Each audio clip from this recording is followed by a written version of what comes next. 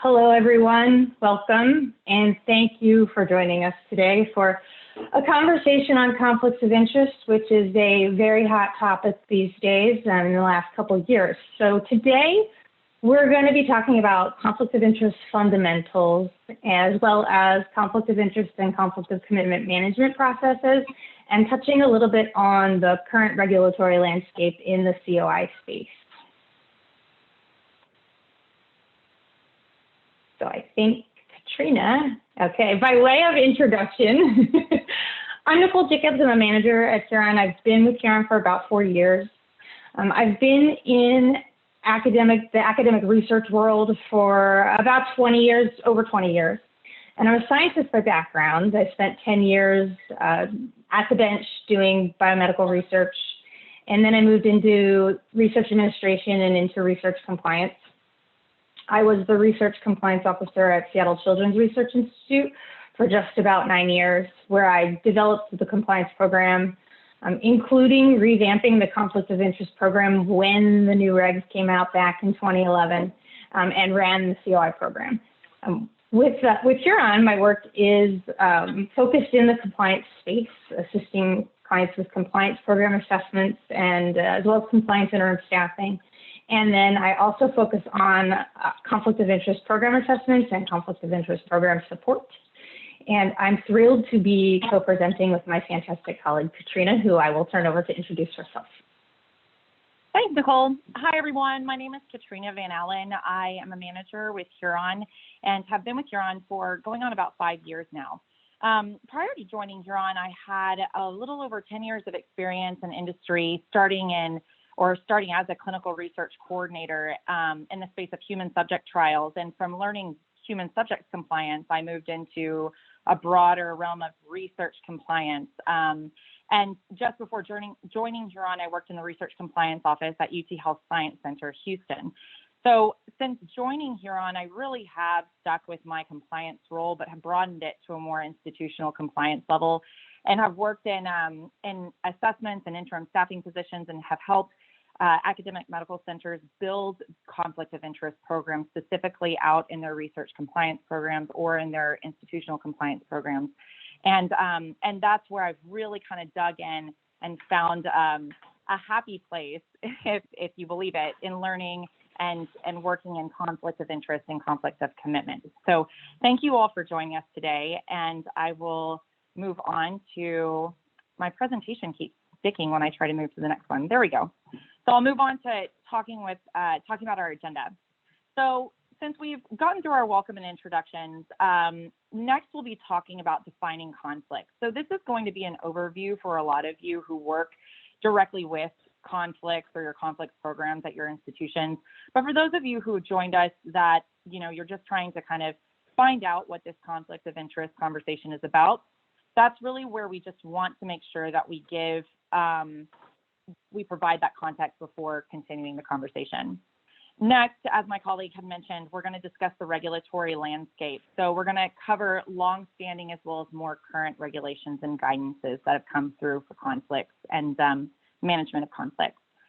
Then we're going to follow with talking about conflict oversight and management, and the pieces of a program that form a more robust oversight for conflicts and conflict programs. And then lastly, we'll talk about program considerations and key takeaways. So we want to discuss some of those considerations for your program that you can take back to your institution and kind of start this conversation or continue this conversation around conflicts of interest and commitment. And lastly, we'll end with our question and answer. And as Grace had mentioned at the beginning of this webinar, we really, we ask that you save your questions to the end so we can talk about that. And you can either choose to enter your questions in the chat, or I believe at the end of the presentation, we'll open it up so everybody can ask if they have anything they want to talk about. So to kick us off, we have a polling question, and we're just kind of interested in seeing where everyone stands in relation to their conflicts of interest at their institution. So what keeps you up at night? And what we mean by that is there anything on the weekends, which I know we all love to think about conflicts and conflicts of interest on the weekends, but is there anything that you find about your institution or areas that you find yourself in a slow moment thinking, oh my gosh, do we have this covered? Or what about, I haven't thought of this yet really all the way through. And we have areas that we can, that range from, if it's unidentified financial conflicts of interest, gaps there, or the new and hot topic of foreign activities and relationships, ICOI, the institutional conflict of interest. Or maybe you have some COI concerns and they're not here, or, you might just sleep like a baby, which will be really impressive. It would be, but I wish that for everybody eventually at some point in time, right? I do too. Yeah. Okay. Looks like we have our results. Yeah, we do. Okay. Go ahead, Katrina. So 54% of you responded with foreign activities and relationships, which is about par for the course. And that's where a lot of our institutions and what I've seen is happening, because there's a lot of new guidances around these coming out around foreign activities. And also unidentified financial conflict of interest is about 25% of the response. I understand that too, because I think there's always the idea of, do you really have that robust oversight in capturing all those areas of financial conflict of interest and ensuring that everyone is disclosing properly and disclosing their financial conflict of interest the way they should? Nicole, is there anything you wanted to add here? No, I think I'll say that result is not very surprising given the climate in the last couple of years and the enforcement that we've seen and the focus of the government on conflict of commitment. We haven't seen any regs yet, but we've seen guidance. And so there's new information and new recommendations for institutions to be paying attention to. And so that makes a lot of sense. It makes a lot of sense to me. I would have been surprised if it wasn't that answer, actually. I do want to call out a kudos for 3 individuals on our call today that sleep like a baby. So a round of applause for them. That's amazing. So moving into our first topic, defining conflict, I really just want to go through and talk about those 3 main categories of conflict that we're discussing today and that really define a conflict program. So first of all, there are financial conflicts of interest, or FCOI. So financial interests are anything that creates or gives the appearance of creating a bias that may affect decision making. And it's really driven by the monetary value. So how much someone's receiving outside of the organization that they're working with. And within that, there's research financial conflict of interest, which is more research driven in that an individual's personal financial interests may directly or significantly impact the design, conduct, or reporting of research or research projects. Next is the conflict of commitment. So conflict of commitment is when an individual's time outside of the organization, so their time and their effort is more dedicated outside of the organization than it is inside the organization and what they have agreed with the institution that they're going to be focused on. And that's when the institution's interests might be taking a back seat to that individual's outside interests. And then lastly, it's institutional conflict of interest. And that's where the financial interest of the institution, or it's the financial interest of the institution at large, or an institutional official that's an institutional decision maker is acting within their authority on behalf of the institution, where it could affect or have the appearance of affecting those decisions based on research, education, clinical care, or business. And so any of those type of activities in the institution that could potentially be perceived as that individual is conflicted and they're making that decision based on institution's interests. So on the right-hand side of the slide, we really put these here as the functional areas at an institution that can give rise to a potential conflict. So we all know research is a great big category with the grants and clinical human subject research projects.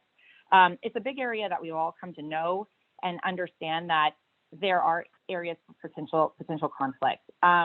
Other areas that we wanted to call out here is gifts and entertainment, and then vendor relationships and procurement. So areas where, again, vendor relationships and procurement, people are making decisions based on purchasing and interacting and collaborating with outside companies, that you want to ensure there aren't any conflicting decisions being made there. Institutional decision makers, again, on the side of ICOI or institutional conflict of interest, these executive level leadership people who are making decisions within their authority, but they're making it for the institution. So ensuring that there's no conflict there. Intellectual property and technology transfer, philanthropy, major gifts and donors. And then lastly, the foreign relationships and collaborations. So here is where you have those conflicts where it's great to have collaborators and foreign collaborators, but then that understanding of potential or perceived conflicts and that commitment to those foreign relationships and collaborations. And next, we're going to talk about the regulatory landscape. Right, so it's a bit of a busy slide, but to give a high-level overview of the regulatory landscape and a bit on the enforcement climate with respect to these different types of conflict. So conflict of interest is the only type of conflict of these three that's really governed by federal regulations at this point. And the PHS regulations, we've listed several of them here in this table, but the PHS regulations really dominate the landscape. The key takeaway from all of those is, research should be free from bias. An individual's financial interests shouldn't influence the design, the conduct, or the reporting of research. The PHS regs very specifically define what constitutes a significant financial interest and also what constitutes a financial conflict of interest. And most institutions that receive federal funding, often institutions apply those requirements broadly, regardless of the funding source for their research. That's not all institutions do, but many do. So research conflict of interest specifically is, where most COI programs at an institution have started, and to some extent, we're largely focused solely on for a good deal of time. With respect to conflict of commitment, there's no federal regulations yet, but as a result of the recent government concern around foreign relationships and foreign activities, particularly undisclosed foreign relationships and foreign activities, and this really stems from a concern about theft of intellectual property, the government's become pretty concerned about that. There's been a number of investigations. There's been a lot of headlines. There's been a number of enforcement actions related to individuals who have not fully disclosed their foreign relationships or foreign support for their research. So there's been a lot of recent guidance coming from the federal government with respect to conflict of commitment. So in January, there was a National Presidential Security Memorandum issued that actually provided a definition of conflict of commitment, which is that a situation which involves an individual, when an individual accepts or incurs conflicting obligations between or among multiple employers or other entities. I don't think that definition really threw anyone for a loop necessarily, but it didn't exist prior to that.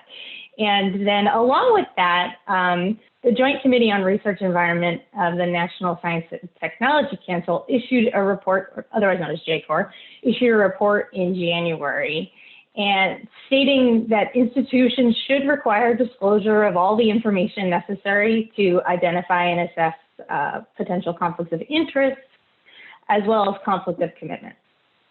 And that report outlined specific individuals that information should be collected from, how often that should be collected, what information should be collected, and recommended that institutions use a system to do this. And most recently, and I think it is kind of the hottest topic of late, is that the NIH issued a notice updating requirements for other support and biosketches. And those key changes include using an updated format, requiring investigators to sign off on other support documents to certify that those are accurate, submitting support documents for foreign activity and resources that are reported in other support, and those documents must be in English or include translated copies. That's a heavy lift for institutions to consider how they're going to tackle that one. And then also institutions need to notify their NIH grants management specialist if they discover that they failed to disclose some other support information. With respect to institutional conflict of interest, there's no federal regulations and there's no guidance right now related to ICOI. Institutions really determine for themselves what constitutes an ICOI, and that's based on their own policies, largely driven from their own institutional risk tolerance. I want to note on this table, what you do not see here is state-specific requirements related to COI or COC. Many states have requirements, so you want to be aware of those as well, but obviously there's 50 states and it really varies, so we didn't even attempt. So, but you want to make sure that you know what your state requirements are with respect to those as well. So I think what we have next is another polling question, and I'll be very interested to see what everyone has to say about this. So in light of the recent federal guidance and enforcement around outside activities and the guidance around what institutions should be doing with respect to conflicts of commitment, is your institution making changes to its COI program to encompass conflicts of commitment? I'll be interested to know whether your institutions are still in wait and see mode and waiting for further guidance, or if you've already begun to evaluate your processes and your procedures, or if you've already implemented changes. And I feel like there's been a good amount of guidance out there, but I think there's still an opportunity for more information to come along. So I'll be interested to know whether anyone's actually implemented changes yet. And then of course, I'm also curious about what those changes are going to end up being. But, so. Right. And I'm happy to see that this is a conflict of commitment question, with commitment being one of the big factors of keeping everyone up at night. So hopefully we'll get some good answers back from this. Yeah. Oh, nice. Yes. So yeah, it looks like most institutions, 57%, are you're currently evaluating your processes and procedures, and you're considering your changes. And that makes a lot of sense, because I think it makes sense to take the time. You want to make sure you're meeting requirements, but that you take the time to figure out what changes you might need to make, and then to be able to implement those in a really efficient and effective manner. 11 institutions have already implemented changes. I would be very interested to know what those changes have been. I have a couple ideas on what those possibly could be, but we'll get to that a little bit later. Katrina, you have something you want to say? I see you about to chime in. I'm wondering if we forgot to just add one last one, where there's a mix between they have implemented some changes, they're still evaluating and considering potential changes, but they've already made some too. So there's kind of a break in between that. So I'm glad to see that majority are already thinking about this and looking at the guidances. Yeah, me too. Oh, all right. There we go. Okay, so we're going to move on to COI oversight and management and talk about the process overview. So here, the goal of this slide is to really just show the full conflict management obligation. So the obligation of the review and the entire process in a full cycle, and we want to show those obligations in the least burdensome but most efficient way as possible. So when it comes down to bare bones, it all starts with the disclosure of interest, or the activity. You have to know that there is an outside interest or an outside activity. You have to know that there is a financial implication to that. If you don't know that potential conflict or that disclosure exists out there, then you don't know that there's need to manage it. So at the starting point, everything flows from the disclosure of interest. And once you identify that there is a disclosure and there's a conflict or potential conflict to be reviewed, that's what happens in that disclosure review. That's where you identify, is this something that reaches a threshold or surpasses a threshold that we think needs further review and potential management? Or is this disclosure something that isn't a conflict and you can triage that out? From that disclosure review, then there's a determination of a potential or actual conflict. So that determination exists a lot of times for, in terms of research, there's the relatedness review. You know, is this related to the research activity, this outside interest or activity? Or is it related to any of their institutional responsibilities? And so that determination of a potential, perceived, or actual conflict needs to be made. Then once the conflict is identified, they need to be managed as appropriate. And sometimes with PHS-funded research, in order to manage the potential or perceived actual conflict, the research team or additional individuals need to be aware of that management plan. So that way the entire research team or individuals that are around the person who has this conflict being managed is aware of how to manage that conflict. And then lastly, report as needed. So for PHS reporting purposes, there is a requirement to report PHS-funded research that does require a management plan. But other types of conflict, there may not be external reporting, but there may be internal, there could be more internal policies that are driven by your institution for how that reporting looks internally. And then lastly, institutions will monitor that management of the conflict. So this ensures compliance with the management plan as appropriate.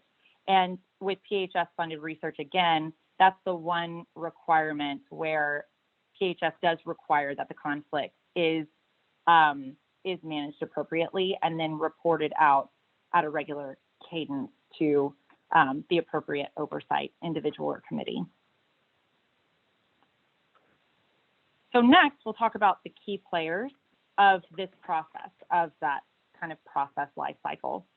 Our list here of each of these categories of key players, we give a few examples, but I want to make sure that the group here understands this is not an exhaustive list of the examples of key players. So we just wanted to include a few, but each one of these categories of a key player, it kind of branches out from there. So first we have the disclosers, those individuals that need to disclose, and you need to make sure you're receiving any potential outside activity that they have or funding that they're receiving outside of the institution. These could be researchers, they could be faculty, institutional decision makers, they could be employees. Really here we just want to bring to your attention to identify what your disclosure population is and who you need to fill out those disclosure forms so that way you're receiving the information you need to review. Next, you have your reviewers. So the reviewers are those individuals that will be looking at what has been given in those disclosure forms. So these could be the deans of schools or institutions, the department chairs, central compliance, the centralized COI office. A lot of times this could be entirely centralized through a single office or decentralized at dean level or a hybrid, and we'll talk about that later in the presentation. But really a lot of times we see where deans will review conflicts of commitment. So the boots on the ground is the person spending too much time outside of the institution, focused on other activities. And then centrally, it's more of the financial conflicts of interest management. But there are lots of areas where there are reviewers that are involved in the process. Next are the offices. Again, there's that central COI office role, but then also there can be several other offices that are involved. So technology transfer, legal, sponsored research, procurement, faculty or academic affairs, human research protections, and export controls are just a few examples. Lastly, the committees. So a committee oversight. It is not a federal regulation or a requirement to have a committee involved for COI.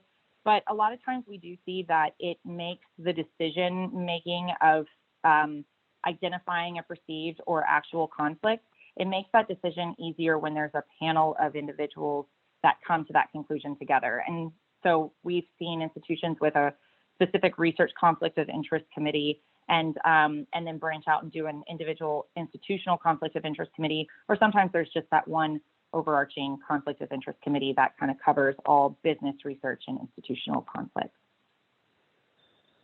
And then the board level.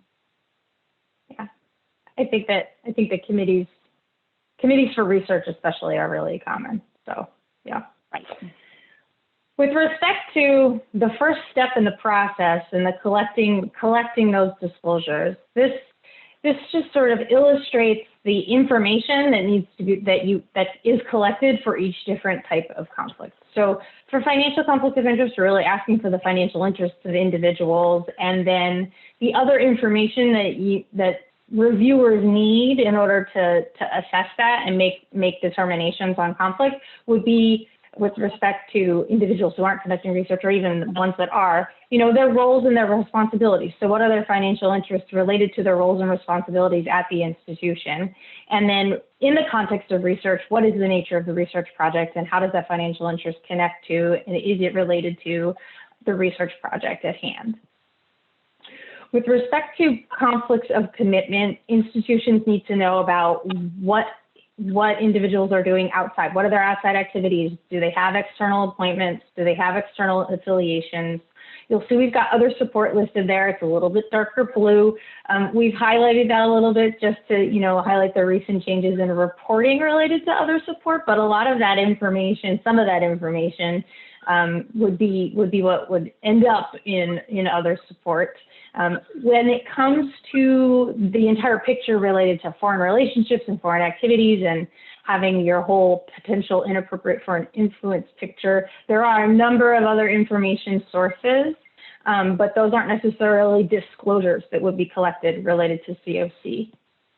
And then for institutional conflicts of commitment, institutional conflict of interest, rather, the net's even broader with respect to the disclosures that are collected and also the information, and there's a lot of other sources. So, you've got the financial interests of the institutional decision makers, but then you also need to know about strategic ventures, technology transfer activities, the institution's investments, major gifts, philanthropy to the institution. There's a lot of different dots to connect and a lot of different information that needs to be collected to have that picture to be able to identify potential institutional conflicts of interest.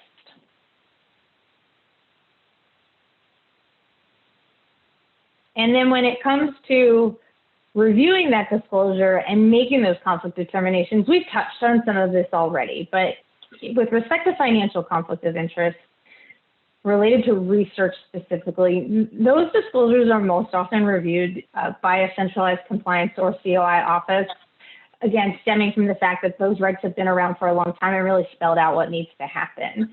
Committees are very commonly used in the research COI space, and the federal regs really guide what constitutes an SFI and then what constitutes a conflict that needs to be managed, and even recommends management strategies, and then there's the reporting requirement as well. Outside of research, with respect to individual financial conflict of interest, disclosures could really be reviewed at a centralized or at a local level. Committee use is a little less common, and it's really just institutional policy or state requirements that guide that conflict determination.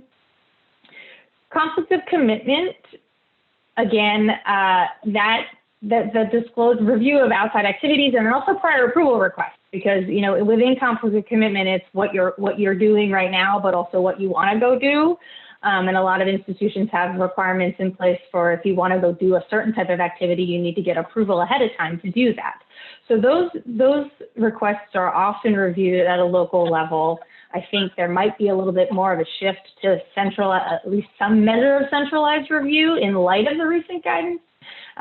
Committee use is certainly less common. I'll be interested to see if that changes at all. And then conflict determination is based on institutional policy. With respect to institutional conflicts of interest, there's often a committee in place. Those disclosures are usually reviewed by a centralized office. There's a lot of more information that needs to be collected there, so a centralized office is usually the one handling that and connecting with all the different departments that have the information that's needed for that. And those determinations are, as we've mentioned, largely based on institutional policy. There's no regs, there's no guidance. So and that's driven by institutional risk tolerance largely.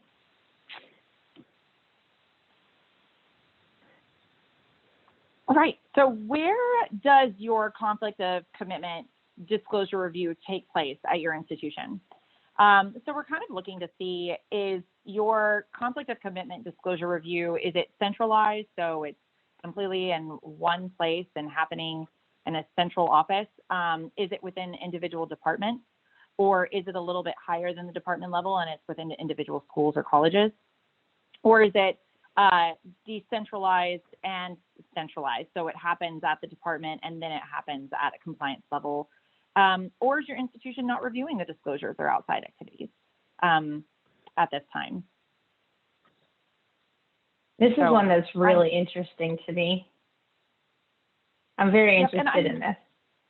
I'm thinking that it might be a little across the board, you know, because I think it's just dependent on an institution's size and all kinds of things. Yeah. This is where I think, you know, in light of the recent guidance, I think that, you know, COC historically has been largely at the local level, and there's good reason why it's largely at the local level, or has been historically. But as I'm seeing these come in, the numbers keep changing. This is very interesting to me. Yeah, I'll be interested to see if institutions that have had things decentralized largely move towards a hybrid model or move things more centralized. Yeah, absolutely. It looks like we've got a result then. Yep. So our highest response is that there's a centralized office. And then next, it looks like there's that hybrid. Yeah. That is interesting to me. I will say that a lot of that conflict of commitment disclosure review would be a little more decentralized. So I know. I like to use the term boots on the ground, you know, because they're closer with the individuals that are doing the work in the day-to-day. So next, we're going to talk about the management plan implementation and monitoring as part of COI oversight and management. So here, you know, we've talked about the process of receiving a disclosure identification and all the way around to management plan and monitoring and reporting. And here we want to talk about, once the conflict has been identified and a management plan is needed, then what? So you have to identify those individuals that are responsible for implementing the management plan, which is the owner of the conflict, right? So the person who has the outside activity that needs to be managed, that person needs to be aware that they have a management plan, and they need to understand what is stipulated in the management plan, so that way they can comply. And also, I know I mentioned this previously, but in terms of research, sometimes those research teams need to be aware of what that management plan is as well. So if there's anything stipulated in there that the research team needs to be aware of to make sure that that individual stays within compliance with that management plan. Next, there's the monitor should be assigned to monitor that management plan. So to ensure that the investigator, I wouldn't say investigator, but I mean to say the individual stays in compliance. And then lastly, ensure that the monitors report that final outcome of compliance with an oversight body, whether that's an institutional official or a person that's in charge of the COI program, or if that's a committee, a COI committee. Either way, there needs to be a regular cadence that's developed and implemented, whether that's 3 months, 6 months, or every year, that there's some type of monitoring happening on that compliance, on the management plan, to make sure that that individual is staying compliant. Katrina, I want to chime in just really quickly on that piece. So with respect to, you know, management plan implementation, particularly in terms of individuals being responsible for implementing and complying those management plan terms, institutions especially when it comes to institutional conflict of interest, but in general, this is where institutions it often is helpful to really assist and help those individuals. You want to make sure they really understand how they need to go about implementing and what they need to do to operationalize those plans. And with respect to institutional conflicts of interest related to research specifically, those could be pretty involved, and there could actually be some costs associated with that. So institutions that have some that they're pretty innovative, that and you've got a lot of institutional conflicts of interest related to research, not necessarily a bad thing, but institutions need to be aware that implementing those plans may take a little more effort and legwork, and the centralized office may need to be a little bit more involved in supporting the implementation of those plans.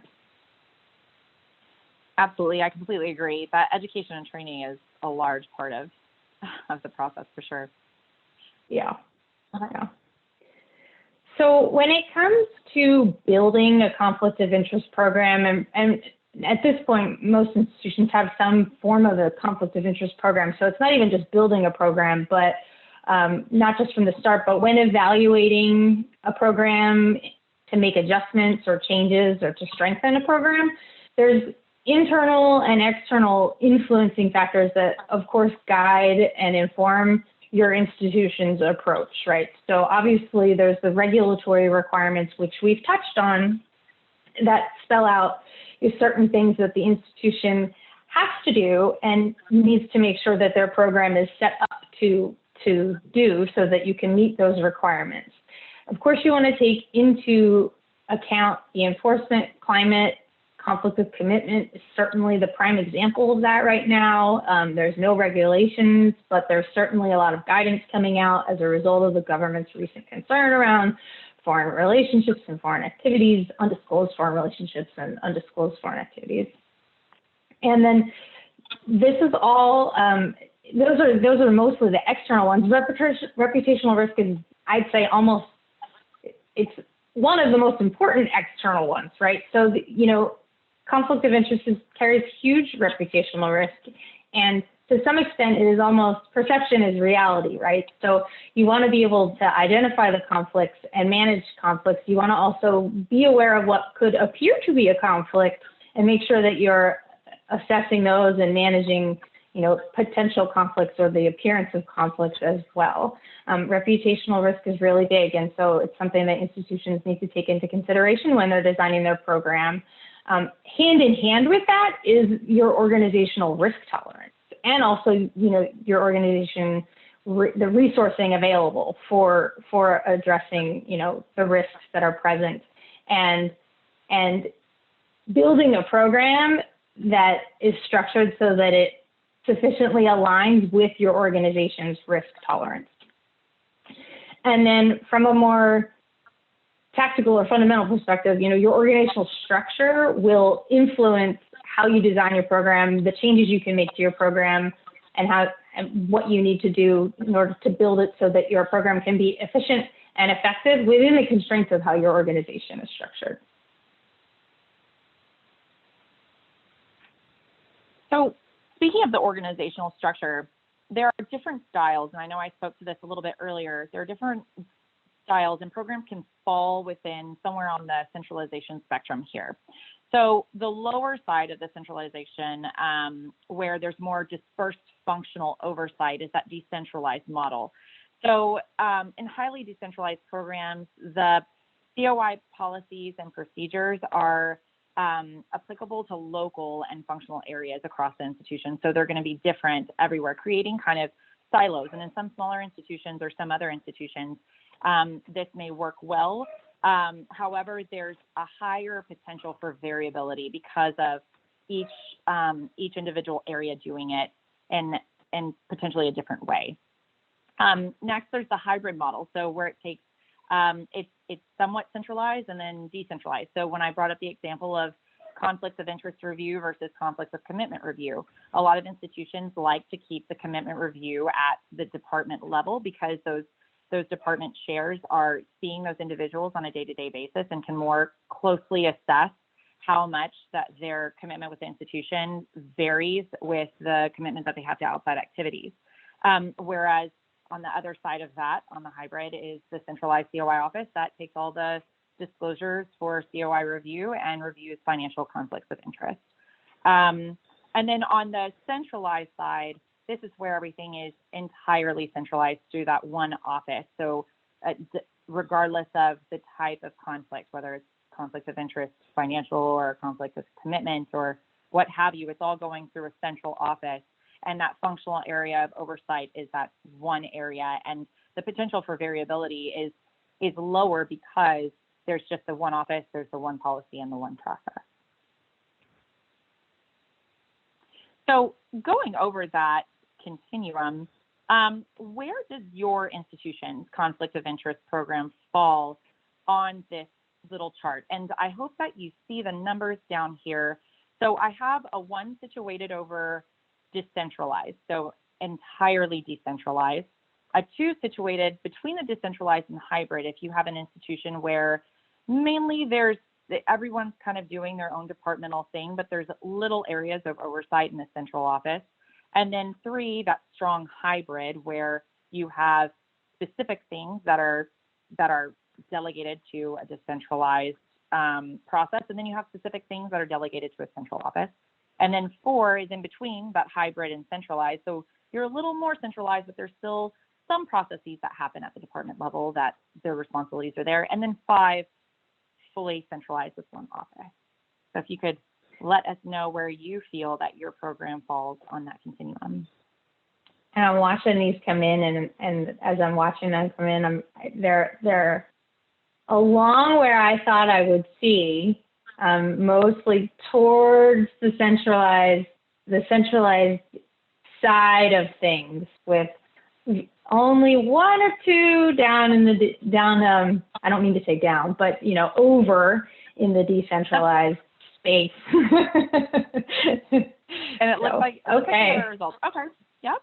You're right.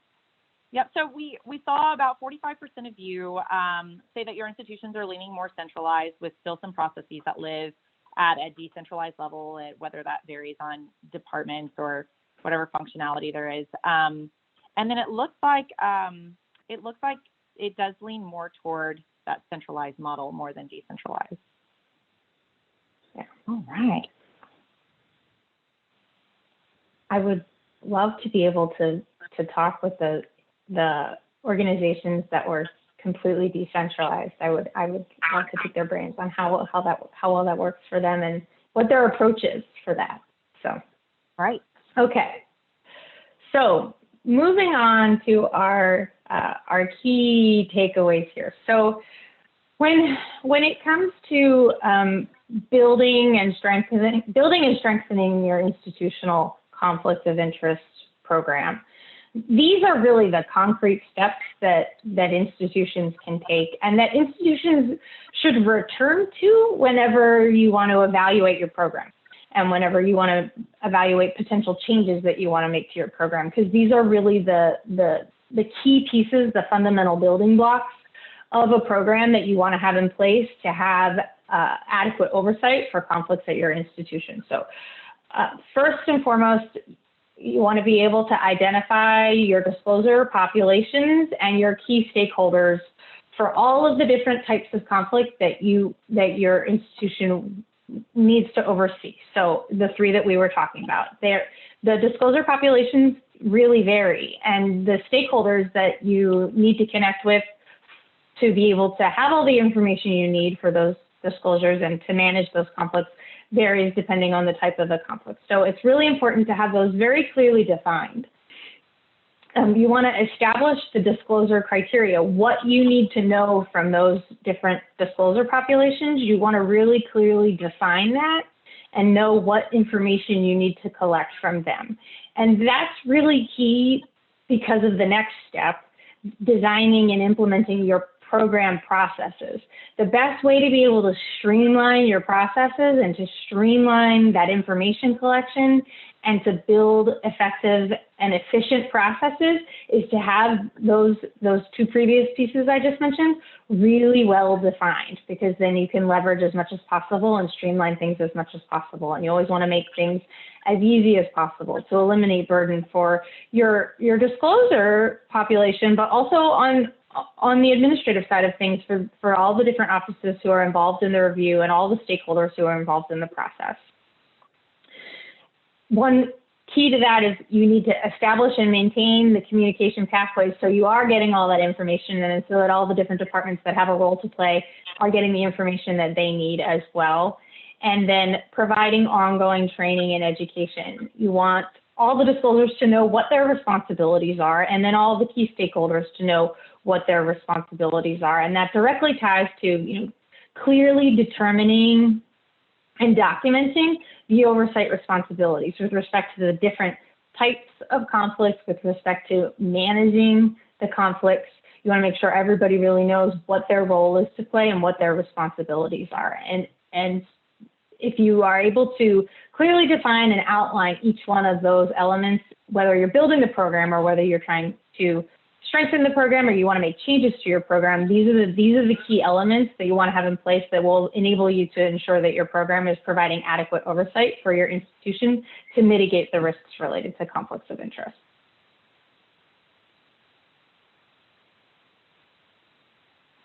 Okay, so I do want to make a comment about the question and answer. Please feel free, as we're coming to the end of the presentation, to use the chat to put in any of your questions that you may have, or conversation topics that you might want to talk about while we have time here, because I think we're going to have about 10 minutes left over that we can talk and kind of address some additional topics.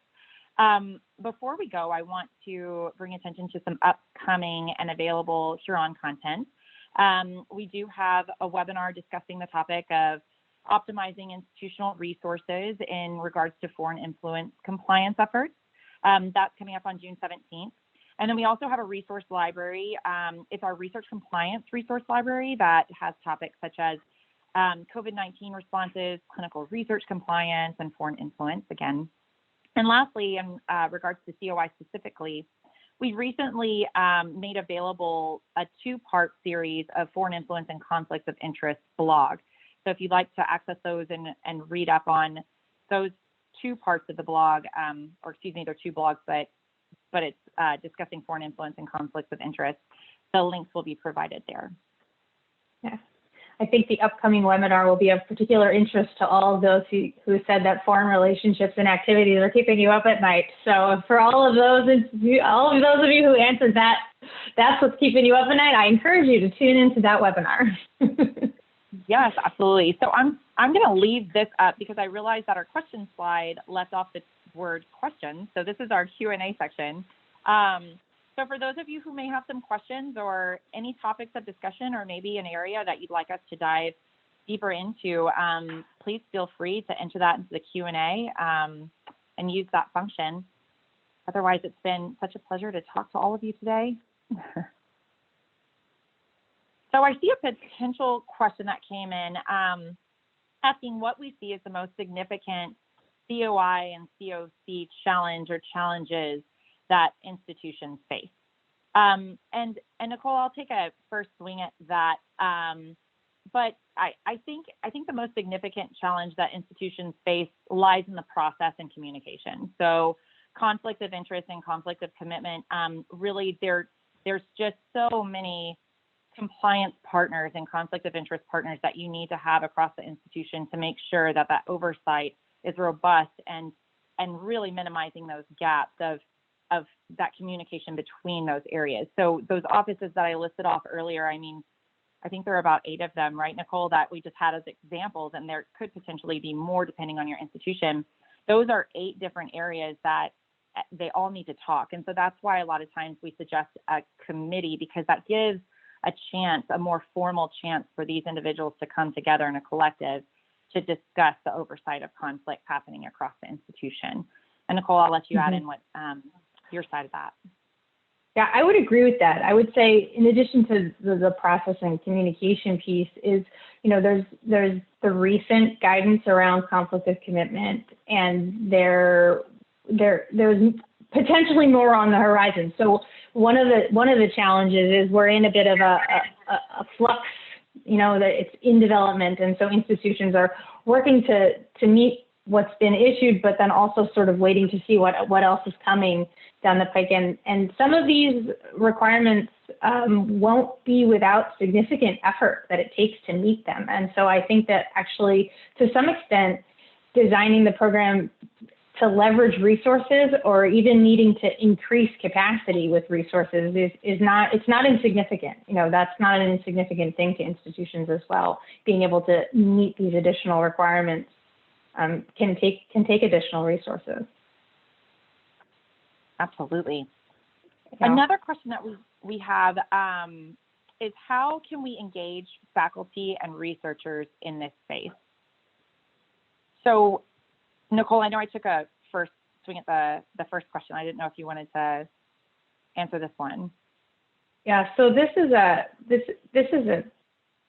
I think this is a good question. This is a bit of a tougher one. So, I think one of the most important ways to engage faculty and researchers is to really ensure that you've got good outreach and you've got good education and you've got good training. I think that everybody wants to know and understand what their obligations and what their responsibilities are, and that's first and foremost the best way to engage faculty and researchers. Make sure that they really understand what the purpose of the program is, why these requirements are in place, and what the goals are, and make sure that they're armed with the information that they need. And to help guide them to fulfill those responsibilities, to support them. Yeah. Right, and I've also noticed a lot of times to get faculty and researchers engaged is to explain to them the why, so the so what, and exactly what you were saying, Nicole, is kind of what could happen to them if they didn't adequately disclose, or why they have this responsibility, and that responsibility lives with them. So giving that so what and why to them, that education and training really kind of brings them in on saying, oh, this is important. This is an important space. I see another question come in. Nicole, do you see this one? I do. Yep, it says, could you comment on monitoring compliance with COI management plans? Do you see institutions with resources to monitor, for example, whether a researcher discloses their interest, affiliations, and publications, a common COI management plan element? Very good question. Yeah. And we see it vary across institutions. Yeah, I think that I don't think this would be a controversial thing to say, that I think that institutions are really challenged to have resources to monitor that example. It's not easy to go double checking to make sure that they've made those disclosures, but I think that more and more that's something that institutions need to be able to build into the program to make sure that exactly everything that's in that management plan is being checked on. So yeah, I don't know how, I don't have a sense of how well resourced institutions are to be able to do that, but I think that's something that institutions need to consider and move towards. And I have seen in my experience some institutions with the resources where they're lucky enough to have a robust COI office, and there are individuals dedicated to monitoring those management plans, and in some cases do conduct a certain type of audit where they look into Google searches, or look into those high profile, high risk individuals that are very active and that may be a higher risk, and so the institution's more interested in those. They search their publications or Google searches or social media searches and try to see how much that audit matches to what they've disclosed, and then move from there. Obviously, in the COI offices that are still in their infancy, or maybe smaller because they don't have as many resources, it makes it more difficult, because that takes a lot of effort. Yeah, but using a risk-based approach is the best way to do it if you can't do everything. Right. We have another question, and what are your thoughts on excluding an academic medical center from a large research university's centralized COI review process? In my experience, there are unique issues / levels of expertise that make centralized review inappropriate and or cumbersome. Differing thresholds, clinical trials, duly appointed clinical faculty, etc. So I don't necessarily think that excluding an academic medical center from centralized review processes is problematic, so long as the decentralized review is happening and happening the way it should, and that where information needs to connect so that the organization has the broader picture, that information, those dots are being connected, and that the broader picture is, someone is seeing the broader picture, and there are no gaps and nothing is being missed. And I don't know if I'm speaking to that very, very eloquently. Katrina, I don't know if you have anything else to add there. Yeah, I think you're right. I think if as long as the two parties that are wanting two different processes for conflict of interest review or for the conflict program, as you said, Nicole, just ensuring that communication and that clear roles and responsibilities of what disclosure population, who's responsible for, and what those policies and procedures look like. And I can't kind of harp on enough that communication and the clear roles and responsibilities. We've seen that's very important in a robust conflict program. Yeah, I mean, that's definitely a challenge. That's definitely a challenge. Duly appointed faculty is its own special challenge for many institutions. So, absolutely. Yeah. I think we are coming up on 2 more minutes. So I wanted to thank everybody for joining us today and talking about conflicts of interest. And thank you for the excellent questions. If you want any more insight or maybe want to talk more to your specific experience, please feel free to reach out to Nicole and I if you want to talk through it, because I know in a lot of ways these programs and conflicts of interest programs at the institutions, it varies so widely across every single one, whether you're a large institution or a small institution, and larger institutions are all different too. So if you want to talk more about your specific institution, please feel free to reach out. And Nicole and I'm speaking for you, Nicole, but we really do enjoy talking about COI on the weekends. Yeah, I was just about to say conflicts of interest is, sort of my jam. So I will talk conflicts of interest and conflicts of interest programs with anyone any day. Little known fact, I carry the regs around with me. So, right, but yeah. All right. Well, thank you everyone so much, and we will hopefully all talk soon in some way, shape, or form.